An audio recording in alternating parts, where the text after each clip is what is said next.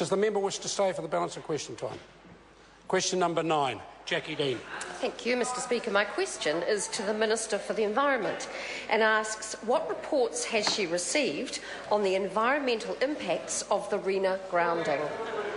Honourable Amy Adams. Mr Speaker, I recently received the Rena Environmental Recovery Monitoring Programme 2011 to 2013 research report into the effects of pollution on the Bay of Plenty following the Rena grounding, which was today released by the Bay of Plenty Regional Council.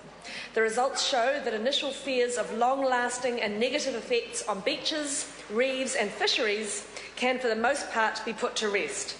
While the environment has not yet returned fully to its pre-Rena state, it is improving, and the report concludes that the grounding of the Rena should have no long-lasting environmental effects. Supplementary question, Jacqui Dean. To the Minister.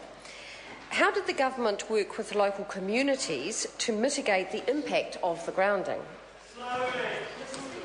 Honourable Amy Adams. Mr Speaker, the government invested $2.42 million to support the Rena Recovery Plan, which addresses and monitors the long-term effects of the grounding in collaboration with the community, iwi, businesses, central and local government. The programme identifies the environmental issues for the beaches, seabed, water fisheries, wildlife and management of waste, and sets out the responsibility for the recovery and the monitoring of each aspect. I want to commend the local communities, iwi and council for their commitment to this project, and with their help we will continue to monitor the Bay of Plenty environment as it tracks back to its pre-Rena state. Supplementary question, Brendan Horan. Thank you, sir. Would the Minister agree that to return the Astrolabe reef to its pre-Rena state, the bottom line must be that the government commit to removing the festering rotten wreck from the reef? Honourable Amy Adams. Mr Speaker, well, in terms of the impact on the reef itself, I would note that the report only has very limited sampling because, of course, it's still an active salvage site. And in terms of the removal of the reef, the wreck from the reef, so that is an issue that I believe is being taken to the local council for resource consent, and I don't believe it would be appropriate for me to comment on a local council process. Supplementary to Uraroa Flavel. Thank you, Mr Speaker. Point of order, Brendan Horan.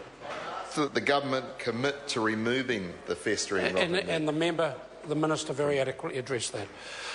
To Uraroa Flavel, supplementary question. Thank you, Mr Speaker. To the Minister, in light of her response stating that the report talked about no long-lasting effects of the Rena disaster, would she confirm that this may well change should that wreck remain on the reef? Honourable Amy Adams.